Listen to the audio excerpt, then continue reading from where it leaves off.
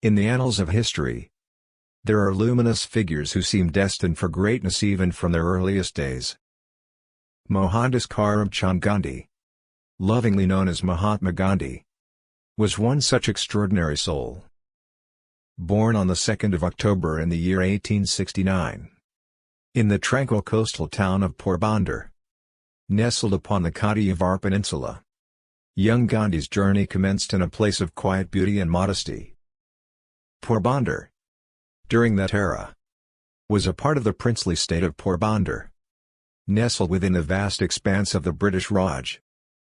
The Gandhis, his family, were of the Madhbanya community, devout Gujarati Hindus with their roots tracing back to the village of Kudiana in the Junagadh state.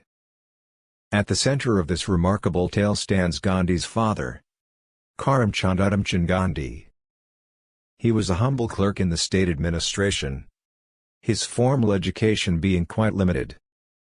However, during his tenure as chief minister, he displayed competence that belied his modest beginnings. It's noteworthy that his life bore the weight of tragedy and resilience. He endured 4 marriages, a testament to the trials and tribulations of his time. The first 2 marriages of Karamchand were marred by sorrow, as both of his wives departed this world prematurely, leaving behind a daughter each. Life's cruelty, however, did not deter him from seeking love once more. In his 3rd marriage, he found companionship but not offspring. It wasn't until 1857 that he sought and obtained permission to remarry. And in doing so, he embarked on a new chapter in his life. Putlabai, his 3rd wife and life companion, hailed from Junagadh as well. She belonged to a Pranami Vaishnava family, rooted in the rich spiritual traditions of their faith. Together, they forged a path forward, navigating the winds of destiny. Over the course of the next decade, their union brought forth the blessings of parenthood thrice over. Their firstborn, a son named Laxmidas, arrived into the world as a harbinger of hope. The family grew further with the birth of a daughter named Railiat Bain, her name carrying the echoes of the generations before her. And then, as if destiny had orchestrated the timing to perfection, another son was born, Karsandas, completing the family circle. In these early years, young Gandhi was but a silent observer of life's rhythms, his destiny yet to unfold. The backdrop of Porbandar's coastal serenity and the loving embrace of a family rich in culture and values would lay the foundation for the indomitable spirit that Mahatma Gandhi would become. The journey had just begun, but the seeds of greatness had already been sown in the heart of a boy who would go on to change the course of history. A boy who, despite humble beginnings, was destined to become the beacon of nonviolence, justice, and freedom for millions across the world. On that fateful day, the 2nd of October in 1869, Putlabai graced the world with her youngest treasure, Mohandas, in the comforting embrace of the dimly lit ground floor room within the Gandhi family abode in Porbandar. This unassuming birthplace would later bear witness to the unfolding of history. As a child, young Gandhi exhibited a boundless energy, a restlessness akin to quicksilver, constantly engaged in play or exploration. In his youthful exuberance, one of his favored pastimes was the mischievous art of twisting dogs' ears, a testament to his playful spirit that would, in time, evolve into something more profound. Within the cocoon of his family and surroundings, the stories of Shravana and King Harishchandra, revered classics of Indian literature, left an indelible mark on his impressionable mind. These tales, rich in virtue and unwavering truth, found a home in his heart, shaping his early understanding of the supreme values of truth and love. The Gandhi family, when it came to matters of faith, possessed an eclectic background. Karamchand Gandhi adhered to the teachings of Hinduism, while Putlabai's beliefs rested within the Pranami Vaishnava Hindu tradition. This spiritual path drew inspiration from a diverse array of religious texts, encompassing the Bhagavad Gita, the Bhagavata Purana, and a collection of 14 texts that distilled the essence of the Vedas, the Quran, and the Bible. Within this diverse spiritual tapestry, Gandhi's mother emerged as a pillar of piety, her daily prayers and unwavering commitment to rigorous vows leaving an indelible mark on her young son. As the years unfurled, young Gandhi became deeply immersed in the teachings of Hinduism, steeped in the rich tapestry of Hindu myths, lovingly recounted by his mother. At the tender age of 7, he embarked upon his educational journey, crossing the threshold of elementary school. Take a moment to imagine this young Gandhi, a photograph seldom glimpsed. Even in his youth, his visage bore a distinct charm.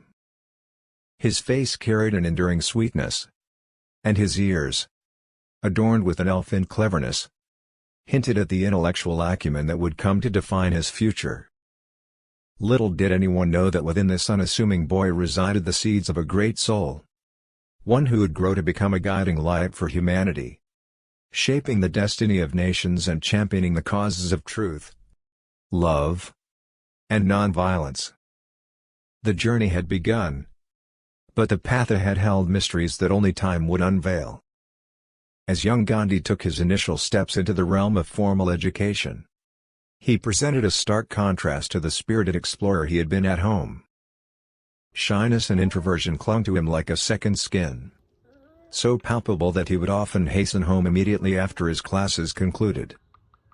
It was as if he feared the specter of unsolicited conversations, the possibility of someone approaching him too closely. Indeed, his timidity knew no bounds, and in this period of his life, it appeared that the world of books was his sole, steadfast companion. One might wonder about the young Gandhi's scholarly inclinations. In his writings, he candidly reflected on his academic experiences, revealing that the simple task of memorizing multiplication tables proved to be a formidable challenge for him. It is worth noting that in those days, he went by various nicknames, which could potentially allude to a less than stellar academic progress and a memory still in the process of development. In the year 1874, a significant shift occurred in the life of the Gandhi family.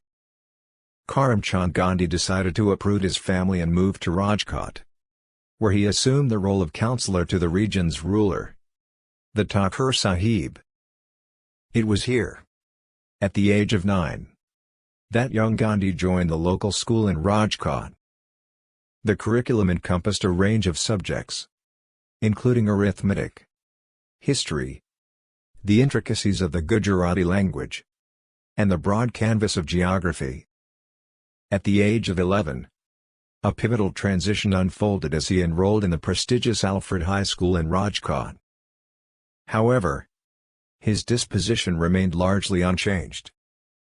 He remained a reserved student, far more engrossed in the pages of his books and the lessons they imparted than in the allure of games or the social interactions that often held sway over young minds. His path was taking shape, a path where intellect, introspection, and a burgeoning thirst for knowledge would become defining characteristics. As we look back upon these formative years of Mohandas Karamchand Gandhi, we witness the intricate interplay of his innate shyness and his voracious appetite for learning. Little did anyone realize at the time that this reserved boy, seemingly lost in his books, was laying the groundwork for a future that would transform not only his own life but the course of history itself. Amidst the backdrop of his academic challenges, a significant juncture emerged in young Gandhi's life, one that would divert his attention away from his studies. Love, in all its transformative power, had arrived. In the balmy month of May in 1883, at the tender age of 13, Mohandas Gandhi found himself bound by the bonds of an arranged marriage. His bride was Kasturba Mohanji Kapadia, a girl of just 14. Affectionately known as Anquat, Kasturba Anquat, or simply Anquat, Ba. Anquat, This customary practice of arranged unions in that era brought about a temporary hiatus in his schooling. Yet it was a hiatus that he would later overcome with diligence and fervor.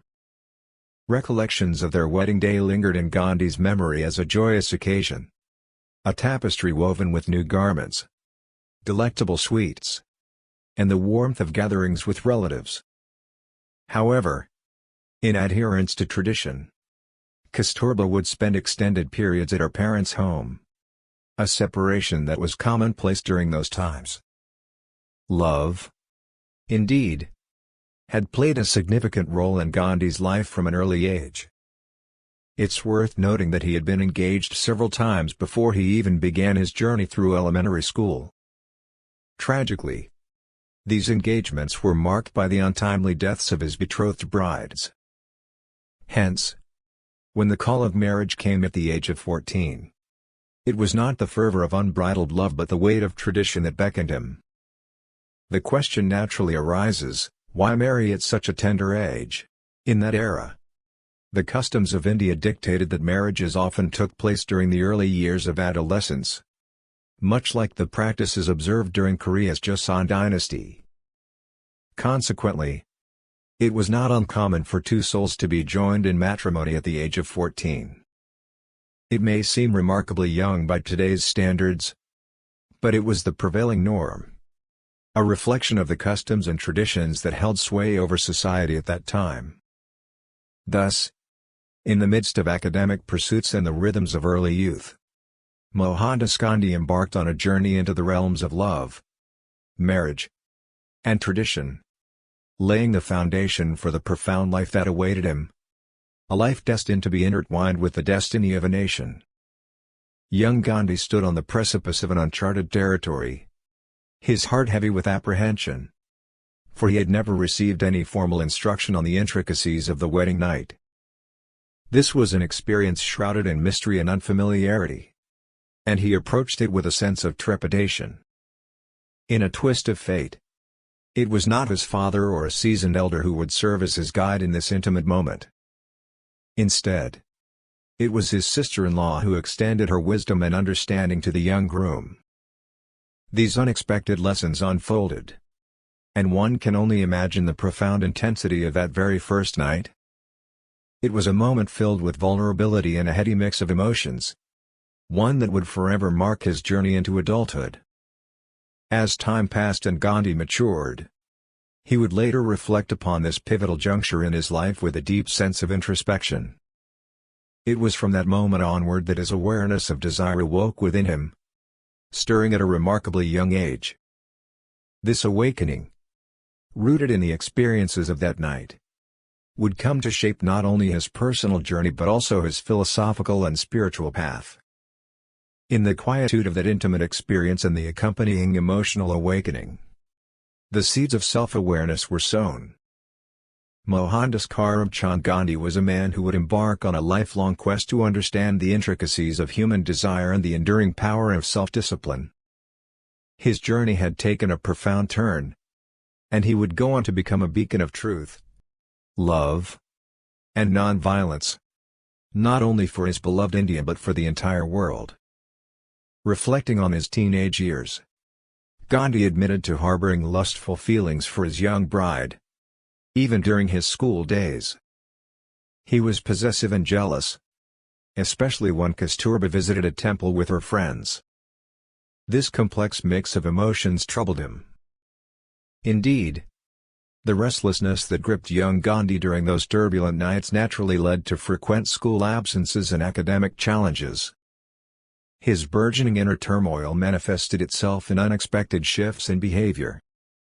Driven by curiosity and the boundless energy of youth, he found himself following a neighborhood acquaintance to a place that he knew, deep down, he should have avoided. Although the specifics of this incident are left to the pages of his autobiography, it stands as a testament to the inherent curiosity and desire for exploration that characterized his youth.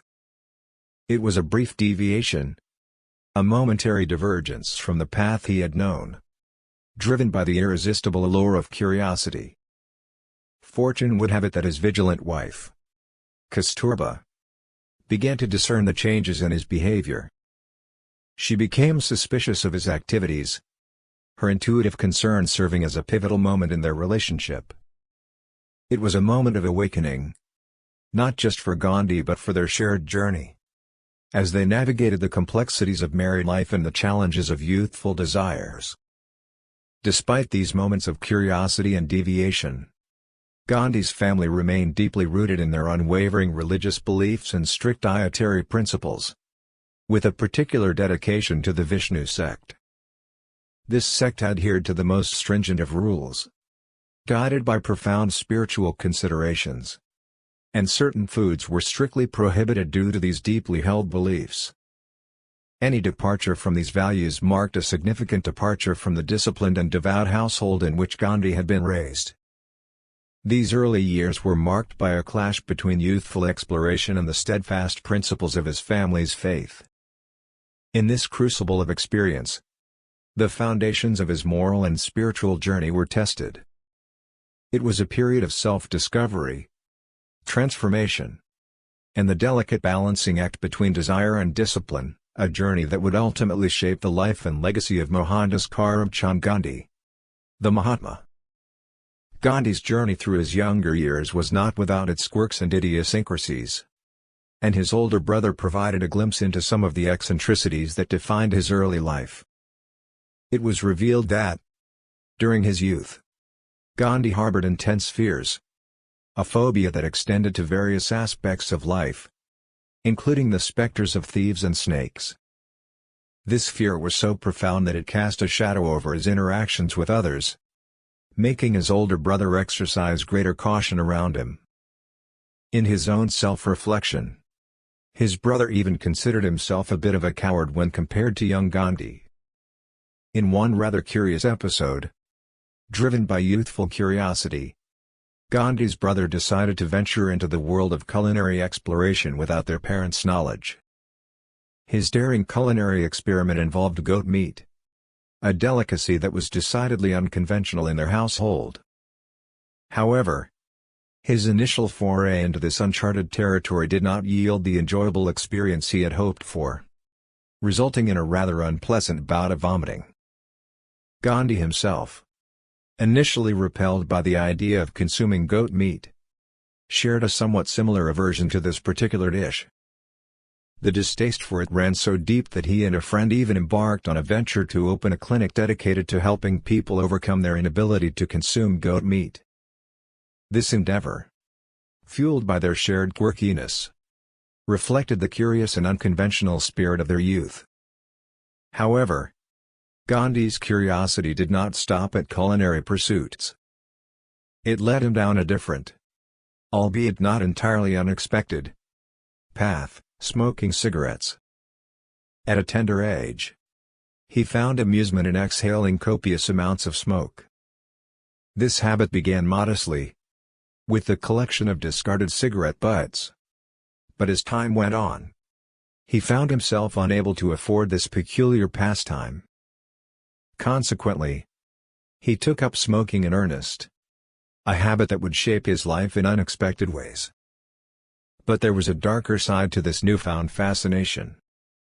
The desire to smoke, coupled with financial constraints, led Gandhi's older brother to resort to theft at times in order to procure cigarettes. The guilt and shame of this secret habit weighed heavily on him, trapping him in a cycle of deception and addiction. In these peculiar anecdotes of Gandhi's youth, we witness the complex interplay of curiosity, experimentation, and the challenges of self-discipline. It serves as a reminder that even the most revered figures in history had their moments of youthful indiscretion and personal struggles.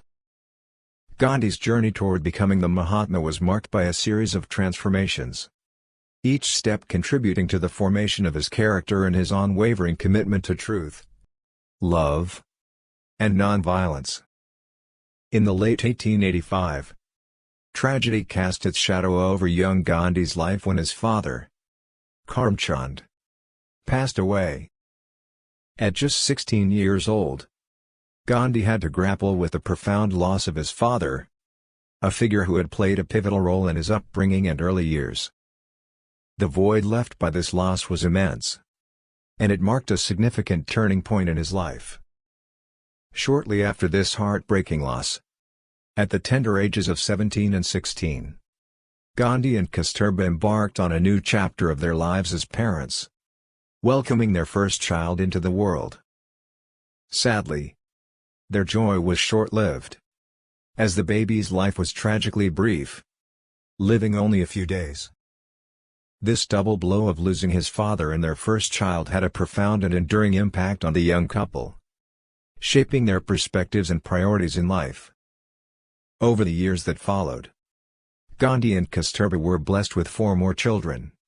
All sons: Harilal, born in 1888, Manilal, born in 1892, Ramdas, born in 1897, and Devdas, born in 1900.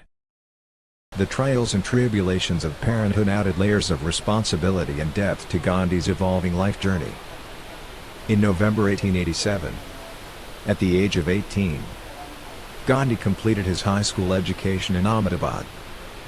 Subsequently, in January 1888, he enrolled at Samaldas College in Bhavnagar state, the sole degree-granting institution of higher education in the region at the time.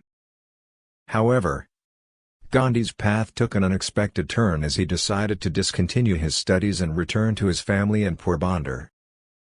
It was during this period of youthful restlessness and inner turmoil that an alarming incident occurred involving Gandhi's brother.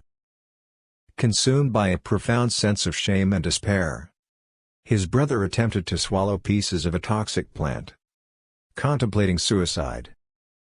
Fortunately, he lacked the courage to carry out his intentions and returned home, shaken by the gravity of his actions. While Gandhi was still entangled in his own youthful rebelliousness and desires, this unexpected tragedy served as a stark reminder of the fragile nature of life and the depths of despair that could consume a person. As he navigated the complexities of his family life and the responsibilities that came with it, another somber event unfolded. His father's health deteriorated, and Gandhi was unable to fulfill his father's wishes, leading to profound guilt and regret. The guilt stemmed from not being present when his wife was pregnant with their first child, which had caused a rift between father and son. This event marked a significant turning point in Gandhi's life, sowing the seeds of his evolving views on gender roles and his commitment to family and social responsibilities. Having successfully passed an exam, Gandhi made the significant decision to leave his hometown and embark on a journey to attend college at a location further from his familiar surroundings. Adjusting to college life and the rigors of coursework posed their own set of challenges for the young student. However, his life took an unexpected turn when he received a remarkable offer from a trusted friend of his father. This offer was extended by his father's old friend and involved an opportunity to travel to England to study and ultimately become a British lawyer. Gandhi found himself at a crossroads, facing a pivotal decision that would shape the trajectory of his life in profound ways. At this juncture, Gandhi's journey had only just begun, and the experiences he would encounter during these formative years would play a pivotal role in shaping the iconic figure he would evolve into in the years to come. Amidst this period of critical decision-making, Gandhi had dropped out of the most affordable college in Bombay, wrestling with uncertainty about his future. It was during this time that Mabji Dev Joshiji, a Brahmin priest and a trusted family friend, came forward with a suggestion that would alter the course of Gandhi's life. He proposed that Gandhi consider pursuing law studies in London. In July of 1888, as Gandhi and his wife Kasturba welcomed their first surviving child, Harilal, into the world, the joy of parenthood mingled with the weight of a profound decision. Gandhi's resolve to leave his family and travel so far from home was not without its challenges. His mother and uncle, Tulsidas, made efforts to dissuade him from his chosen path. However, Gandhi remained steadfast in his determination to embark on this transformative journey. In a bid to gain the approval of his wife and mother, he made a solemn vow in front of his mother, pledging to abstain from meat, alcohol, and relationships with women. His older brother, Laxmidas, who was already a lawyer, not only supported Gandhi's plan to study in London but also offered to assist him in this endeavour. With the blessing of Putlabai, his mother, Gandhi set forth on this new and uncertain journey, marking the beginning of an extraordinary chapter in his life. On August 10, 1888, at the tender age of 18, Gandhi bid farewell to his hometown of Porbandar and set out for Mumbai, which was known as Bombay at the time. During his stay in Mumbai, he resided with the Madhbanya community, his fellow Gujarati Hindus. They harbored concerns about his journey to England, fearing that exposure to Western influences might lead him to compromise his religious beliefs and adopt Western habits. Despite their apprehensions, Gandhi remained resolute in keeping the promise he had made to his mother. As a result of his unwavering commitment, he was excommunicated from his caste. Undaunted by this ostracization, Gandhi sailed from Bombay to London on September 4, bidding farewell to his supportive brother, Laxmidas, who had encouraged and assisted him in pursuing his dreams. In London, Gandhi embarked on his academic journey by enrolling at University College, where he attended English literature classes taught by Henry Morley during the years 1888 to 1889. Additionally, he joined the Inner Temple, one of the Inns of Court, with the aim of becoming a barrister. Despite his persistent shyness, a trait he had carried since childhood, Gandhi made strides in overcoming this obstacle during his early days in London. He became part of a public speaking practice group, gradually shedding his shyness and honing his skills in preparation for a career in law. Gandhi's time in London was marked not only by his academic pursuits but also by a deep and abiding concern for the impoverished dockland communities in the city. In 1889, a significant labour dispute erupted in London, with dock workers demanding better wages and improved working conditions. Seamen, shipbuilders, factory workers, and others rallied in solidarity with the striking dockers. Their collective action ultimately achieved success, partially due to the mediation efforts of Cardinal Manning. During this time, Gandhi, accompanied by an Indian friend, took it upon himself to visit Cardinal Manning personally. They wished to express their gratitude for the Cardinal's role in resolving the labor dispute and promoting better conditions for the working class. Gandhi's actions foreshadowed his lifelong commitment to social justice and his dedication to addressing the concerns of marginalized and oppressed communities. His experiences in London would leave an indelible mark on his evolving philosophy and principles. The prospect of studying in England brought immense pleasure to Gandhi's heart. He was earnestly grappling with the challenges of his current academic pursuits, so the suggestion to study in England filled him with profound happiness. His response was brimming with eagerness, conveying his conviction that the sooner he could embark on his studies in England, the better. However, not everyone within his family was aligned with this decision. Indian society, including Gandhi's, was structured around a deeply entrenched class system known as the caste system, a unique feature of Hinduism. This system was composed of distinct classes, with Gandhi belonging to the Vaishya class, the third level, or the merchant class. Beyond these primary classes, there existed a marginalized group known as the untouchables, who were often ostracized and deemed impure. In this hierarchical society, people were strictly prohibited from approaching or even engaging in conversation with untouchables due to deeply rooted beliefs in their perceived impurity. This inhumane treatment often extended to forcing untouchables to wear distinctive markers, marking them as outcasts. Despite the relative freedoms enjoyed by the Vaishyas, who were part of the merchant class like Gandhi, leaving India and crossing the seas was viewed as an act of contamination. The caste system was a pervasive and deeply ingrained social structure that influenced every aspect of life in India.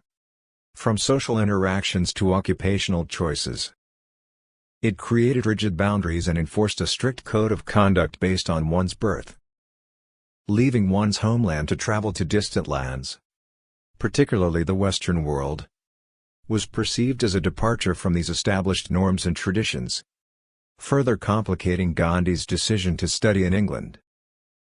Gandhi's resolve to pursue his education in England was not only a personal aspiration but also a challenge to the prevailing social order and a harbinger of his lifelong commitment to challenging inequality and injustice. His journey toward becoming the Mahatma was, in many ways, a journey of breaking free from the constraints of tradition and class to embrace a path of justice, truth, and nonviolence. Interestingly, those who opposed Gandhi's overseas education were individuals from the same caste as him. Nevertheless, in 1888, when Gandhi was just 19 years old, he made the significant decision to pursue his studies in England.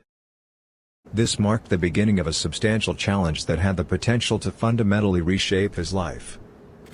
During his time in England, Gandhi confronted a challenging experience with the English language, which proved to be a significant hurdle for him.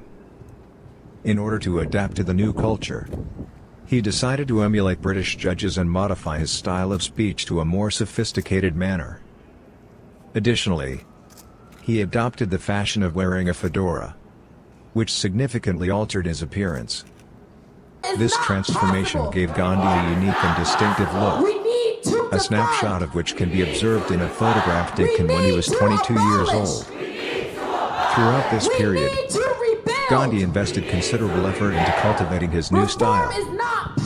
He bore a striking resemblance to his father and paid close attention to how he was perceived by those around him.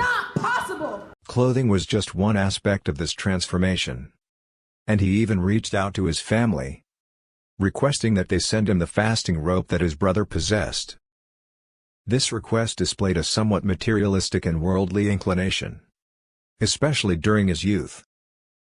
Gandhi's adaptation to English culture and his pursuit of a refined appearance were indicative of his early attempts to assimilate into a foreign environment while retaining a sense of identity and individuality.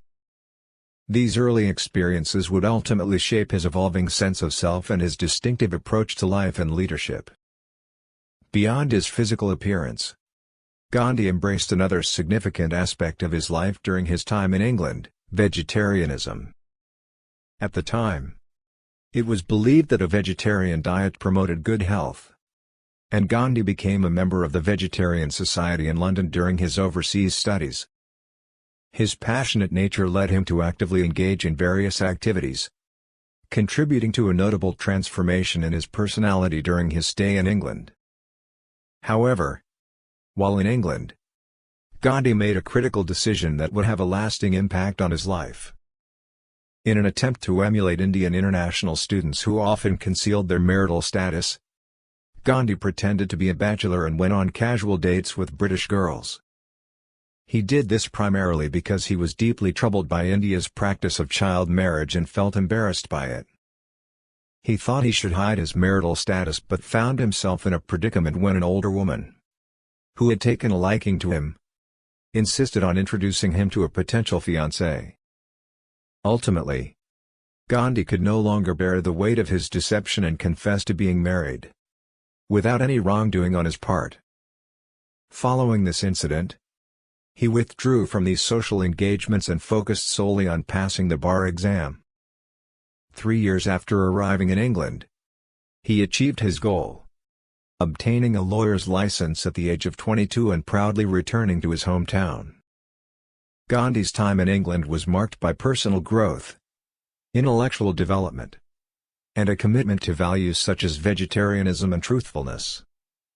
These experiences would prove to be invaluable as he embarked on his journey to become one of the most influential figures in the history of India and the world.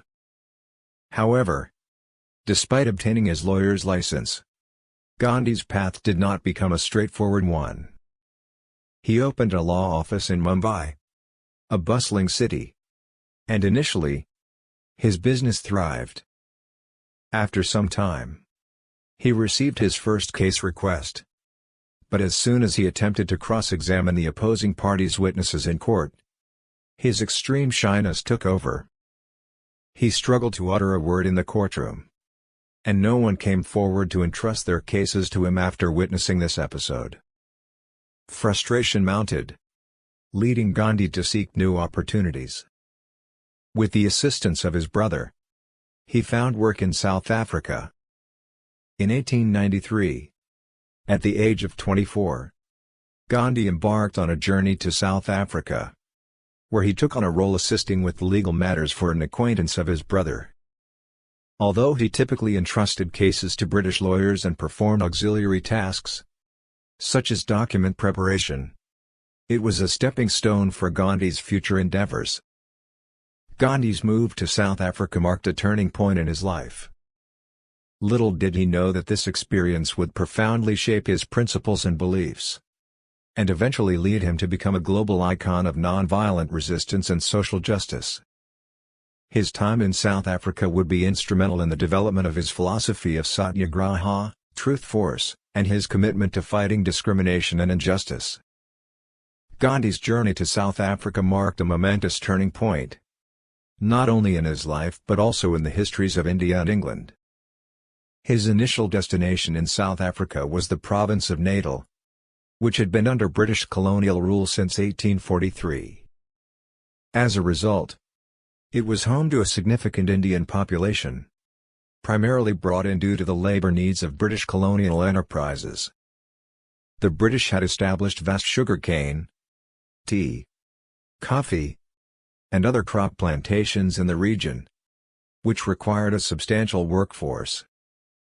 There was a prevailing bias against hiring native Africans, and with the abolition of slavery, a new source of labor was needed, leading to the influx of Indian workers. In November 1860, the first group of Indian laborers arrived in South Africa to work for white farm owners, and over the next 3 decades, approximately 75,000 Indians migrated to the region in search of employment opportunities. Gandhi's arrival in Natal was on a 1-year contract to assist with a legal case for an Indian-owned company. Shortly after his arrival, he embarked on a business trip to a location roughly 700 kilometers away. This journey became a pivotal moment in Gandhi's life and exposed him to the most severe humiliation he had ever experienced. During this trip, Gandhi's train was halted, and he was forcibly removed from the first-class compartment, despite having a valid ticket, solely because of his Indian heritage. This incident of racial discrimination left a profound impact on Gandhi and marked the beginning of his activism against racial injustice. It was in South Africa that Gandhi would lay the foundation for his philosophy of nonviolent resistance and his lifelong commitment to fighting discrimination, inequality, and oppression. His experiences in South Africa would shape the course of his life and establish him as a champion of civil rights and social justice on a global scale. During this trip, Gandhi encountered a shocking incident of racial discrimination. Despite purchasing a first-class ticket with his own money, he was ordered to move to the luggage compartment of the train. When he refused to comply, he was forcibly ejected from the train. As a lawyer from an upper-class background in India who had even studied abroad in England, this level of discrimination was unprecedented and unbearable for Gandhi. The train incident was just one of many instances of racial discrimination he would encounter during his time in South Africa. Following his expulsion from the train, Gandhi had to seek alternative means of transportation to reach his destination and resorted to hiring a carriage. These early experiences in South Africa deeply impacted Gandhi and played a significant role in shaping his future advocacy for civil rights and nonviolent resistance. Throughout his time in South Africa, Gandhi continued to face discrimination and racial prejudice similar to what he had encountered on the train. He had to comply with the coachman's orders, even when they were unjust and humiliating. In one incident, he was forced to sit on the dirty steps of a carriage, but he refused to accept this treatment. The coachman physically assaulted him, slapping him and forcibly pulling him down by the arm. Fortunately, Other passengers intervened and helped Gandhi secure a seat. But these experiences exposed him to extreme racism and the miserable life that many Indians endured under discriminatory conditions in South Africa. As his one-year contract in South Africa neared its end, Gandhi faced a critical decision.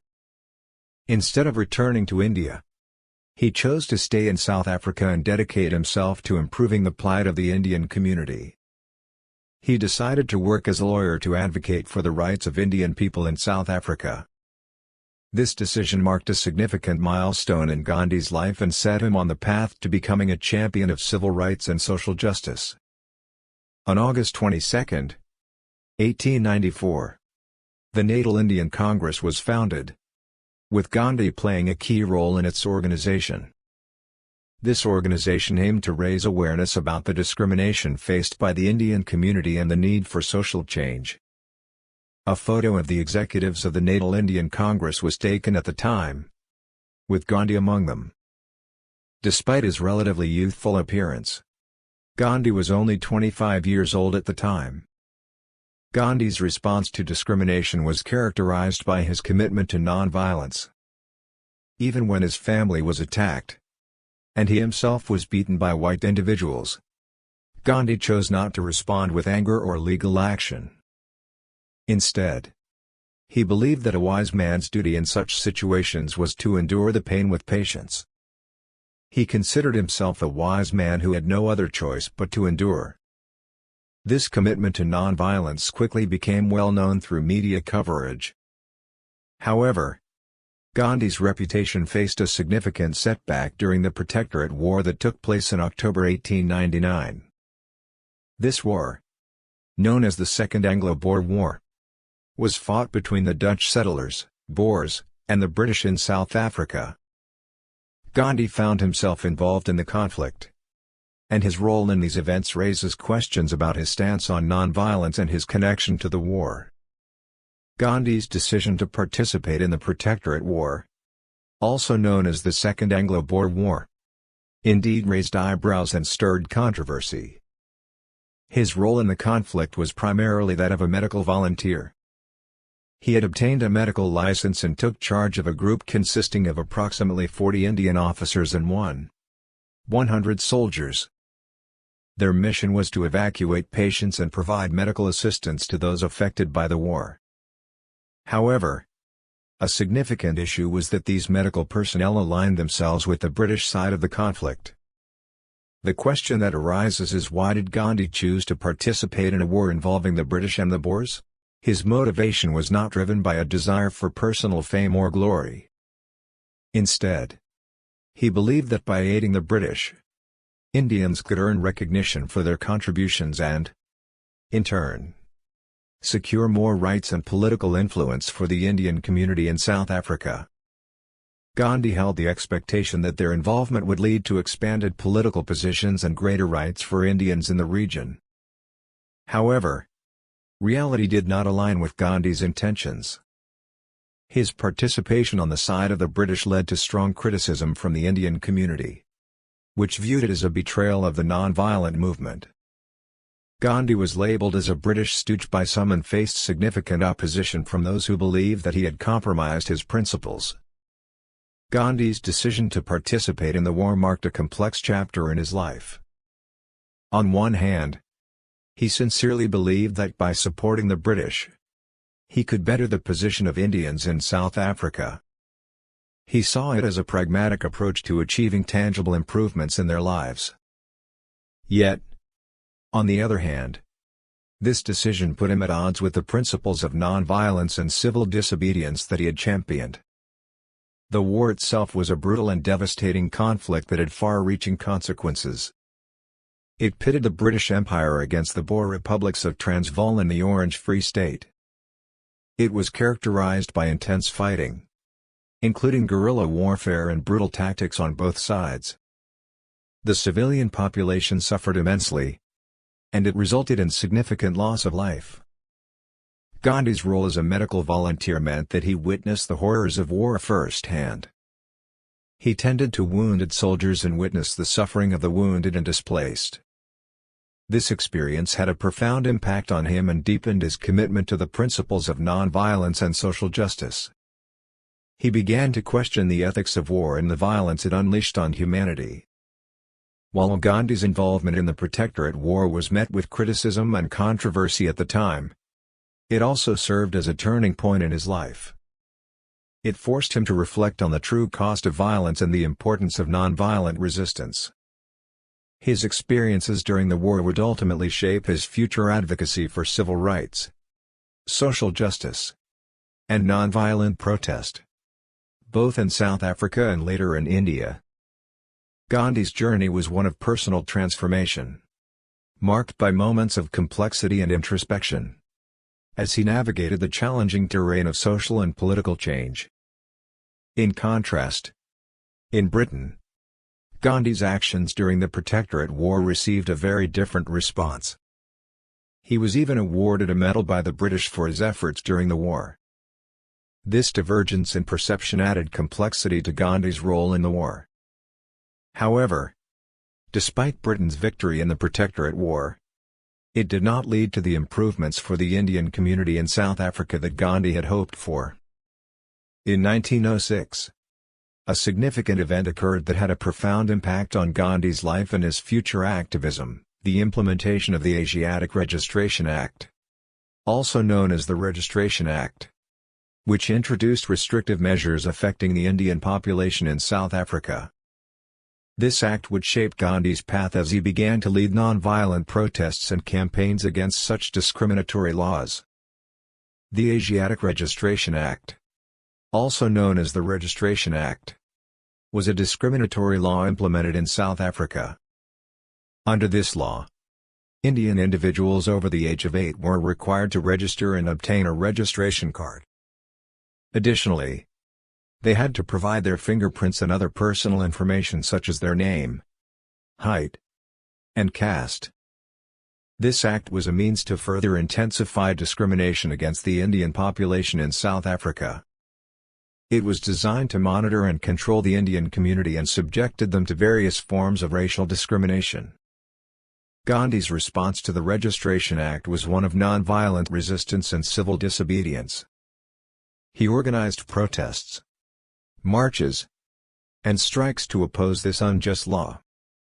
His leadership in these campaigns marked the beginning of his journey as a prominent activist for civil rights and social justice. The Registration Act and the discrimination it embodied deeply troubled Gandhi. He believed that no individual should be subjected to such humiliation and prejudice based on their race or ethnicity. Gandhi's commitment to nonviolence and his principled stance against discriminatory laws earned him the respect and admiration of many, both within the Indian community and beyond. During this period, Gandhi's philosophy of satyagraha, which means truth force or soul force, began to take shape. Satyagraha was a form of nonviolent resistance that relied on the power of truth and moral strength to bring about social and political change. It would become the cornerstone of his activism in South Africa and later in India. Gandhi's campaigns against discriminatory laws in South Africa laid the foundation for his lifelong commitment to fighting injustice and oppression through nonviolent means. His experiences during this time would shape his future as a global icon of peace and a leader in the struggle for civil rights and equality. The Registration Act was just one of many challenges he would confront on his path to becoming Mahatma Gandhi, the great soul who inspired generations with his unwavering dedication to nonviolence and social justice. The consequences of registering under this law were indeed far-reaching and deeply troubling. One of the immediate impacts was the potential reduction of salaries for Indian workers, further exacerbating racial discrimination. Additionally, the requirement to wear a hat as a form of identification was not only a symbol of humiliation but also a tangible reminder of the systemic racism faced by the Indian community.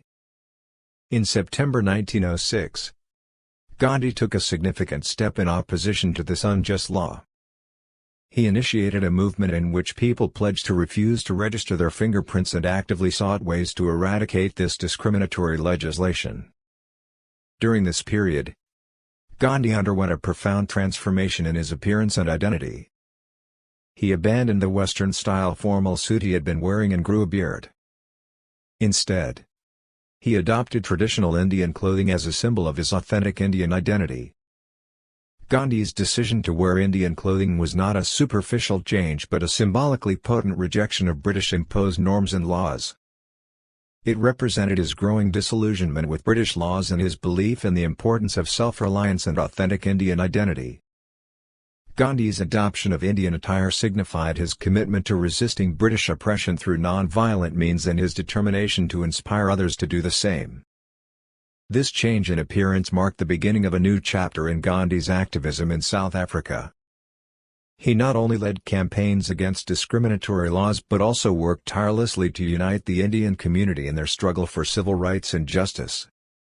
Gandhi's approach to resistance was firmly rooted in his philosophy of satyagraha, emphasizing the power of truth and moral force to effect change. As Gandhi donned Indian clothing and encouraged others to do the same, he sent a powerful message of self-respect and defiance against unjust colonial laws. His commitment to non-violence and civil disobedience became even more pronounced during this period. Through his actions and leadership, Gandhi inspired a growing movement of Indians who were determined to confront oppression with unwavering resolve and moral strength. Gandhi's transformation from a well-dressed lawyer to a symbol of Indian identity and resistance was a reflection of his evolving philosophy and the profound impact of his experiences in South Africa. It was a pivotal moment that laid the foundation for his future role as a global leader in the fight for justice, equality, and freedom. Gandhi's choice of clothing was not just a change in fashion, it was a transformation of the spirit and a commitment to the principles that would define his legacy. Gandhi's non-violent protest against the Registration Act was a powerful and transformative moment in his activism in South Africa. He organized events where people publicly burned their registration cards as a form of protest against this discriminatory law. Thousands of individuals participated in these acts of civil disobedience, and the movement gained significant momentum. Gandhi also encouraged individuals to commit acts of civil disobedience in various forms. One remarkable example was when around 4,000 Indian people gathered, despite the government's opposition, attempting to enter the Transvaal as an act of protest. These actions were met with resistance from the authorities, but they symbolized the growing determination of the Indian community to challenge injustice. As the nonviolent resistance movement gained traction, Indian workers initiated strikes that quickly spread throughout the country. Prisons became overcrowded with Indians who had participated in the strikes and protests. The nonviolent resistance movement organized by Gandhi began to attract international attention, highlighting the struggle against racial discrimination in South Africa. Ultimately, due to the persistent efforts and nonviolent resistance of the Indian community, the South African government was compelled to abolish the registration requirement for Asians. This marked a significant victory for the nonviolent resistance movement and allowed Indian individuals to freely access public spaces, including bars, without the need for a registration card. Gandhi's leadership and commitment to nonviolence played a crucial role in achieving this milestone. His philosophy of satyagraha, or truth force, demonstrated the power of moral courage and civil disobedience in the face of injustice. The success of this movement not only secured rights for Indians in South Africa but also served as a powerful example of nonviolent resistance that would inspire future civil rights movements around the world. The Registration Act victory was a testament to the effectiveness of peaceful protest and nonviolent civil disobedience in the fight against discrimination and injustice.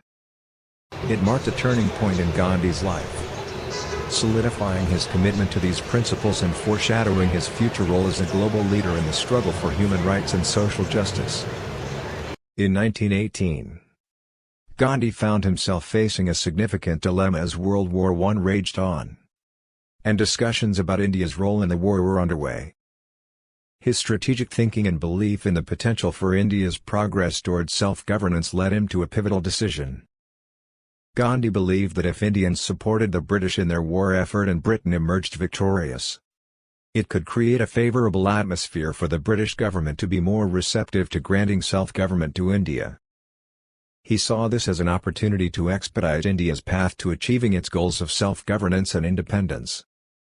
With this strategic objective in mind, Gandhi made the decision to write a letter to the Governor-General of India expressing his willingness to support the British war effort. He also encouraged Indian youth to volunteer for the British Armed Forces. This decision was rooted in his belief that it could be a pragmatic move to advance India's cause for self-determination.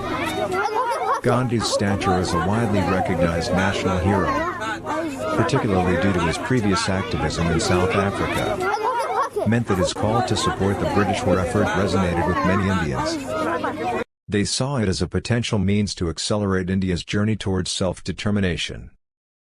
However, it's important to acknowledge that Gandhi's decision was not without controversy and criticism. Some Indians opposed supporting the British war effort, viewing it as inconsistent with their goal of achieving complete independence from British colonial rule. They believed that aligning with the British during the war contradicted the principles of self-determination and non-cooperation with foreign rule. Gandhi's actions during this period reflected his strategic thinking and his willingness to engage in political maneuvers to further the cause of Indian self-governance. He believed that leveraging the circumstances of the time could create opportunities for India's advancement, even if it meant cooperating with the British in the short term. Ultimately, Gandhi's role during World War I and his strategic approach were driven by his unwavering commitment to India's quest for self-determination and his belief in non-violence as a powerful means of achieving political and social change. His actions during this period would set the stage for his continued leadership in India's struggle for independence. Following World War I, Gandhi's hopes that India's support for the British war effort would lead to increased autonomy and self-governance were met with disappointment. Instead, the British government responded by introducing repressive measures, including the Rowlatt Act in 1919, which allowed for the arrest and detention of Indians without trial. This move was perceived as a betrayal by many Indians and significantly escalated tensions between the Indian population and the British colonial authorities. In response to the Rowlatt Act and other oppressive measures, Gandhi called for a nationwide protest and urged Indians to non-cooperate with the British government. This included acts such as school teachers resigning from their positions and government officials quitting their jobs. The non-cooperation movement aimed to bring all business and governance to a standstill as a form of protest. One of the most tragic incidents during this period was the Jallianwala Bagh massacre, which occurred in April 1919 in Amritsar, northern India. Thousands of Indians had gathered in Jallianwala Bagh to protest the Rowlatt Act when British troops, under the command of General Reginald Dyer, opened fire on the crowd. The massacre resulted in the deaths of hundreds of Indians, including women and children, and left thousands injured. The Jallianwala Bagh massacre shocked India and the world, highlighting the brutality of British rule and further fueling the desire for independence and self-governance among Indians.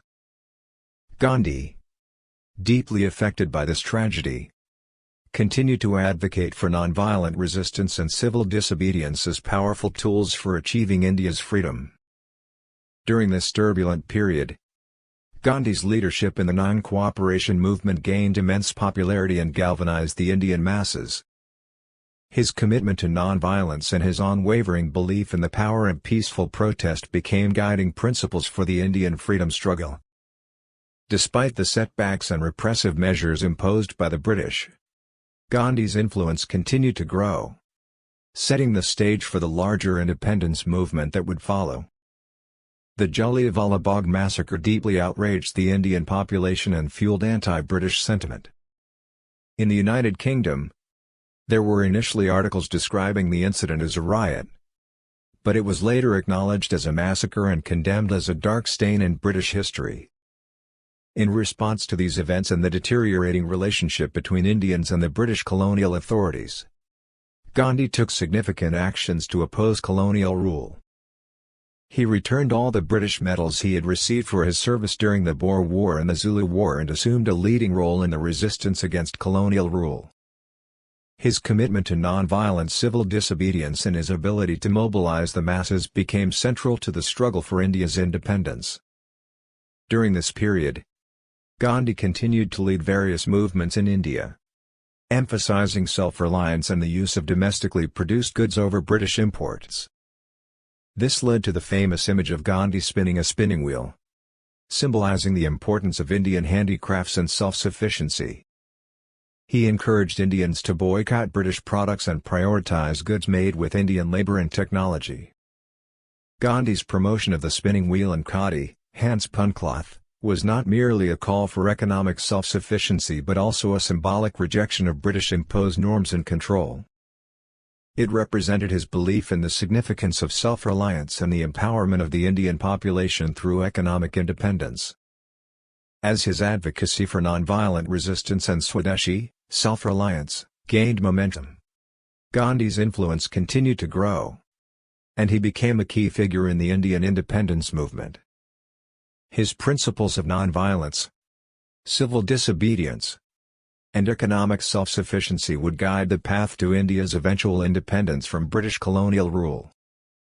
In the midst of these movements and protests, Gandhi, along with about 20,000 other supporters of the nationalistic movement, was arrested.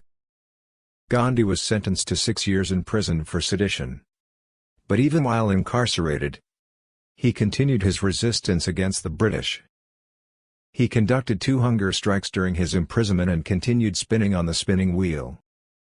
It was during this time that Rabindranath Tagore, a renowned Indian poet, bestowed upon Gandhi the title Mahatma, which means great soul. This title became synonymous with Gandhi as he emerged as the preeminent leader of the Indian independence movement. Upon his release from prison, Gandhi remained actively involved in non-violent resistance movements, including campaigns against British textiles and protests against increased land taxes. On January 26, 1930, the Indian National Congress issued the Declaration of Independence of India, declaring its commitment to fight for complete independence from British colonial rule. Gandhi's leadership and unwavering commitment to non-violence played a crucial role in India's struggle for independence, and he continued to be a central figure in the movement for many years to come. His principles of non-violent resistance and civil disobedience inspired countless individuals, both in India and around the world, to stand up against oppression and injustice. Gandhi's legacy as the Mahatma endures as a symbol of the power of peaceful protest and the pursuit of justice through nonviolence.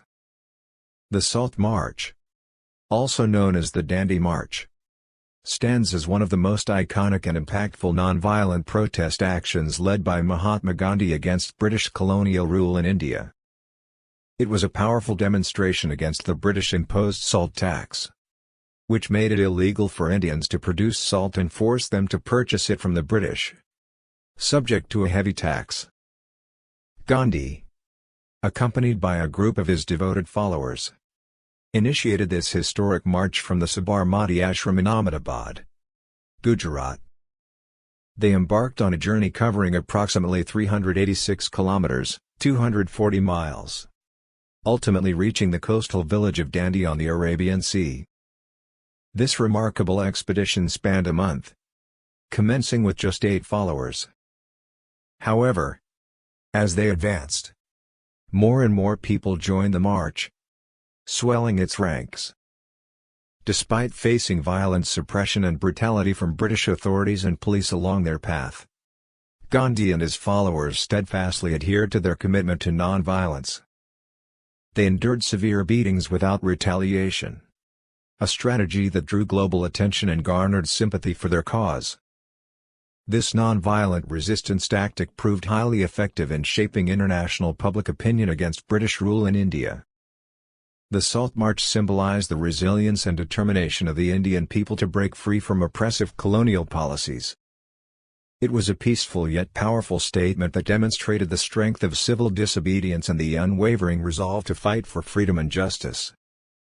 Gandhi's leadership during the Salt March and his unwavering dedication to non-violence left an indelible mark on the history of India's struggle for independence.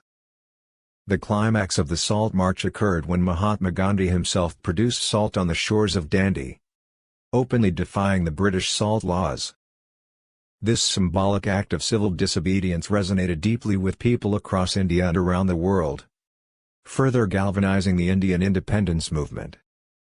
Under the weight of international pressure and mass protests erupting throughout India following Gandhi's arrest during the Salt March, the British government eventually relented. They released him and made concessions, permitting Indians to produce salt for personal use. This event marked a significant turning point in the struggle for India's independence. Gandhi's unwavering commitment to nonviolence and civil disobedience during the Salt March became an enduring symbol of the Indian independence movement. It left a lasting legacy in the history of nonviolent resistance worldwide. However, it also heightened tensions with the British colonial authorities, who were growing increasingly wary of his influence and the burgeoning support for the independence movement. Gandhi's actions and principles were instrumental in reshaping the course of India's history, steering it towards a future of self-determination and freedom. Winston Churchill's strong dislike for Mahatma Gandhi can be attributed to several factors. First and foremost, Churchill was a staunch imperialist who believed in the British Empire's supremacy and dominance over its colonies. He saw India as a vital part of the British Empire and was committed to maintaining British control over the colony. Gandhi's non-violent resistance and civil disobedience movements posed a significant challenge to British colonial rule. Churchill viewed these actions as a threat to British authority in India and was highly critical of Gandhi's methods. He considered Gandhi's demands for Indian independence and self-rule as detrimental to British interests. Additionally, Churchill had a long history of making derogatory and racist comments about Indians and other colonized peoples. He held prejudiced views and often expressed contempt for those who sought independence from British rule.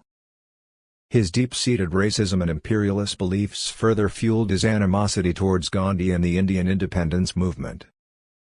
But then, in 1944, India faced an even grimmer situation. Bengal was hit by the worst famine in its history, and over 3 million people lost their lives during this two-year catastrophe, leaving the region's economy in ruins. As World War II came to a close in 1945, the Indian independence movement began to gain momentum. Britain found it increasingly challenging to manage this widespread call for independence, and eventually, they decided to let go. Finally, on August 15, 1947, a momentous day arrived, rewriting the history of India. The nation celebrated its independence, and when the Indian flag soared high, a rainbow painted the sky as if nature itself rejoiced in this newfound freedom. Thousands of Indians poured into the streets, their faces beaming with joy, and shouts of "Unquat, long live India!" Unquat, filled the air. It marked the end of a prolonged chapter of British colonial rule that had stretched for nearly 190 years since 1757. However, amidst this jubilation, Mahatma Gandhi was conspicuously absent. Well, the path to India's independence was fraught with controversies, particularly regarding the differing stances of Hindus and Muslims. Muhammad Ali Jinnah, leading the Muslim League, advocated for the creation of a separate nation for followers of Islam, while Jawaharlal Nehru, a key figure in the Indian National Congress along with Gandhi, and some Hindus, believed in the idea of a united India governed by a single constitution. These clashing viewpoints escalated into armed conflicts, with Kolkata witnessing 6 days of violent battles resulting in more than 1,000 casualties. As tensions intensified, horrific acts of violence and widespread destruction plagued the nation. The divisions between Hindus and Muslims led to a partition of India into two separate nations, India and Pakistan, on August 15, 1947. This partition was accompanied by one of the largest mass migrations in history, with millions of people on both sides of the border forced to leave their homes and move to their respective new nations. The partition also resulted in communal violence, with countless lives lost and countless more scarred by the horrors of those days. Gandhi, the champion of non-violence and unity, was deeply troubled by these communal conflicts. He believed that Hindus and Muslims should coexist harmoniously in a united India, and the partition went against his vision of a pluralistic and inclusive nation. In the midst of this turmoil, he chose to abstain from the celebrations of India's independence, as a form of protest against the violence and division that accompanied it. Gandhi's absence on that historic day was a poignant reminder of the challenges and complexities of achieving independence and the sacrifices made along the way. While India celebrated its freedom, it also grappled with the scars of partition and the need to heal the wounds of communal violence. Amidst this turmoil, Gandhi embarked on a journey across India, attempting to bridge the divide between these two religious communities torn apart by strife. Gandhi vehemently opposed any assistance to the British war effort and launched a campaign against Indian participation in World War II. The British government responded with a heavy hand, arresting Gandhi and many other Congress leaders. Tragically, over 1,000 Indians who joined this movement paid with their lives. Some nationalists resorted to violent attacks against the British government during this tumultuous period. Gandhi's stance against India's involvement in World War II stemmed from his belief that India should not participate in a war for democratic freedom when that very freedom was denied to India itself. He also expressed strong condemnation of Nazism and fascism, a view that found support among other Indian leaders. As the war continued, Gandhi intensified his call for independence, delivering his famous "Quit India" speech in Mumbai in 1942. This marked Gandhi's and the Congress Party's most definitive revolt aimed at securing the British exit from India. Gandhi's unwavering commitment to non-violence and civil disobedience remained central to his approach, even during these turbulent times. His leadership and moral authority were instrumental in India's struggle for independence, and his principles continue to inspire movements for justice and equality worldwide. In response to the "Quit India" speech, the British government swiftly arrested Gandhi and all members of the Congress Working Committee.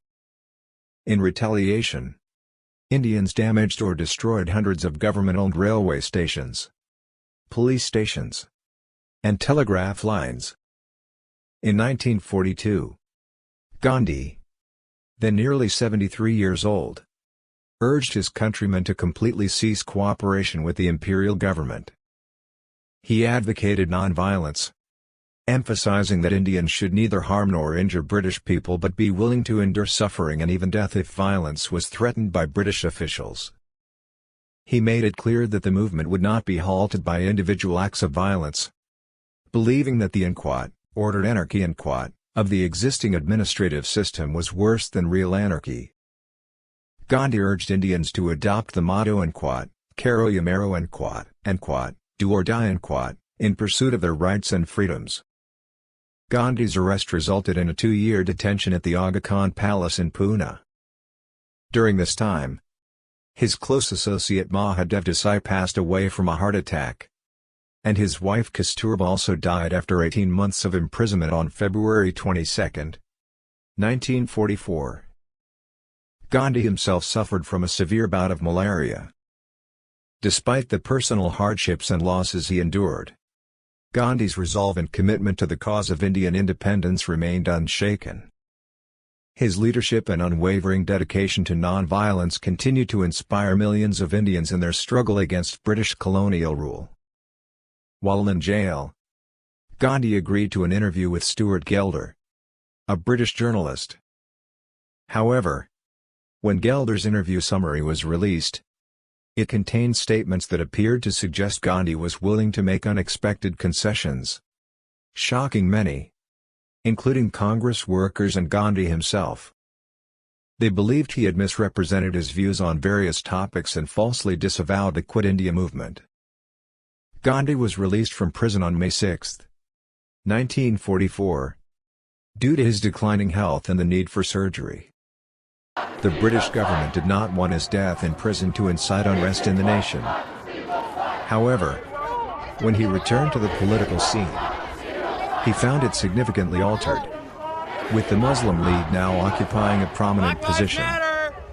Gandhi engaged in discussions and correspondence with Muhammad Ali Jinnah, who advocated for the creation of Pakistan.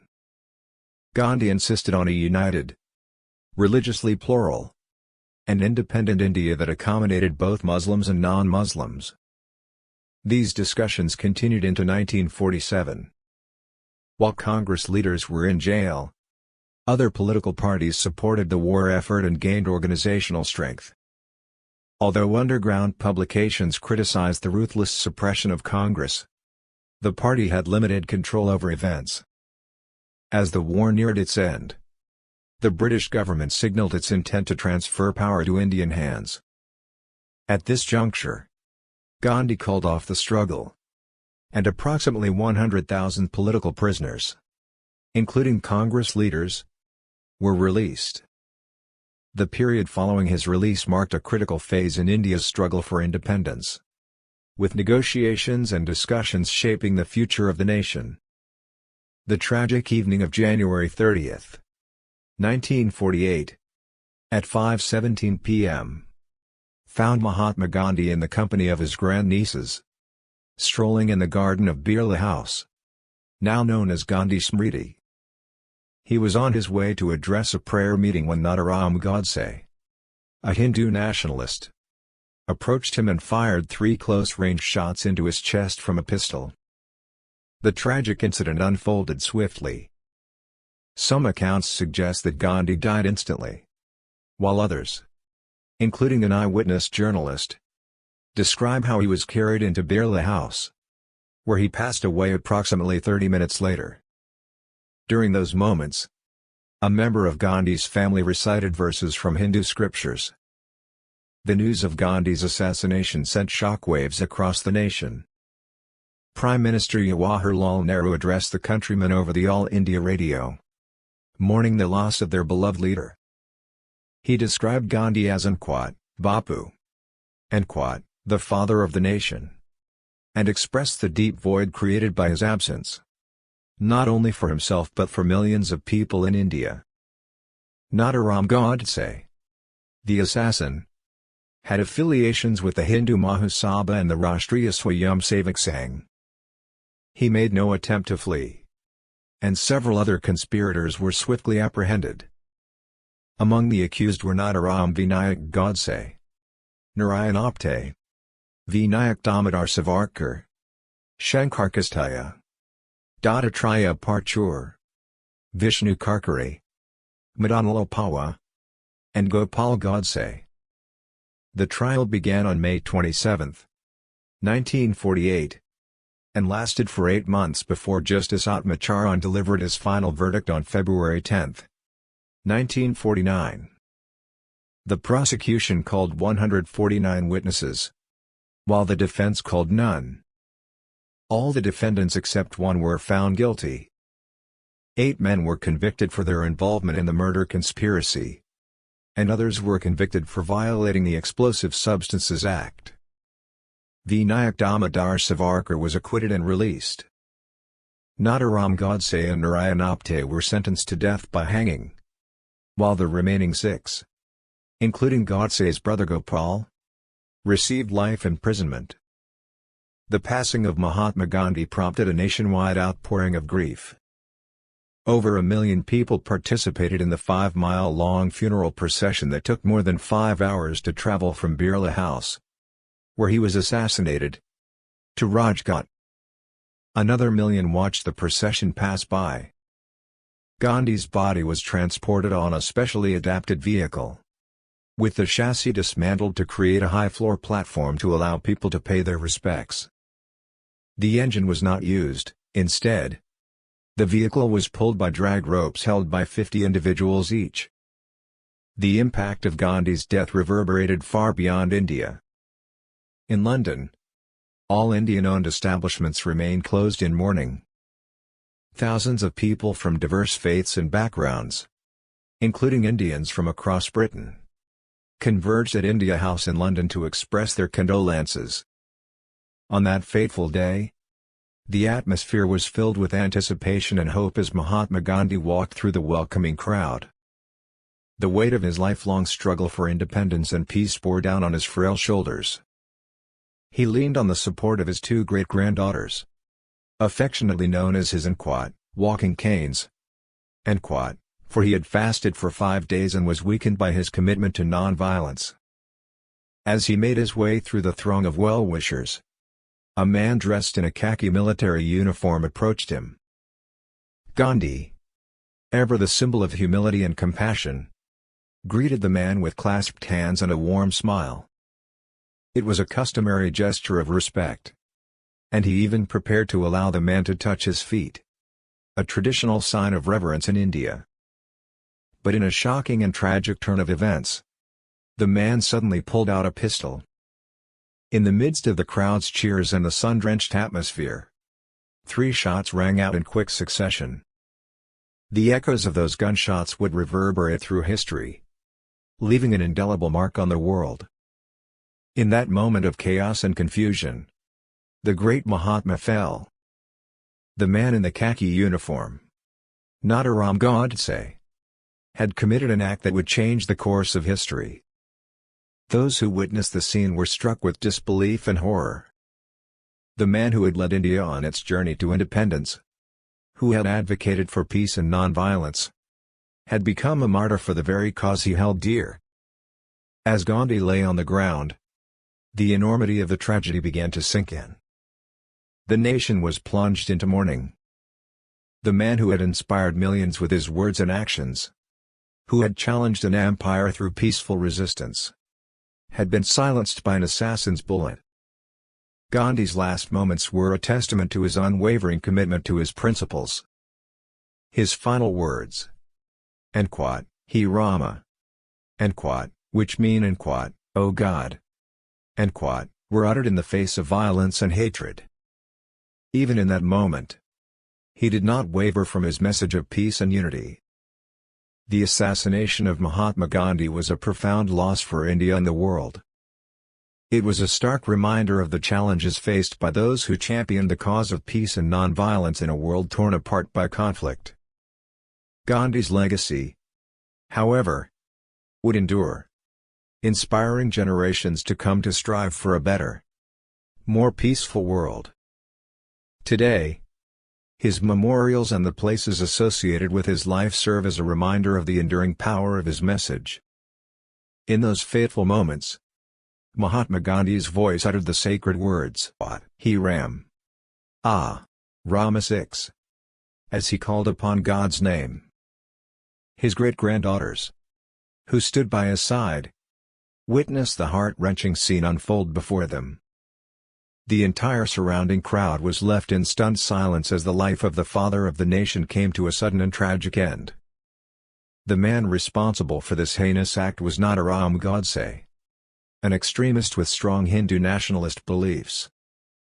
His actions on that day would forever alter the course of history. Nonviolent Godse was swiftly apprehended at the scene and subsequently sentenced to death. On November 15, 1949, justice was served when he was hanged at Ambala Central Jail. However, this act of retribution could never fully heal the wounds left by Gandhi's assassination. Mahatma Gandhi's funeral was a somber and significant occasion, accorded the honor of a state funeral. His body was laid to rest in a cremation ceremony at Rajhat, situated south of the Yamuna River, on January 31, the day following his tragic assassination. It was a day of collective mourning and reflection, as India bid farewell to a leader who had dedicated his life to the pursuit of justice, peace, and non-violence. During the funeral proceedings, a black marble pedestal bearing Gandhi's spinning wheel emblem was placed at the center of the lawn at the crematorium.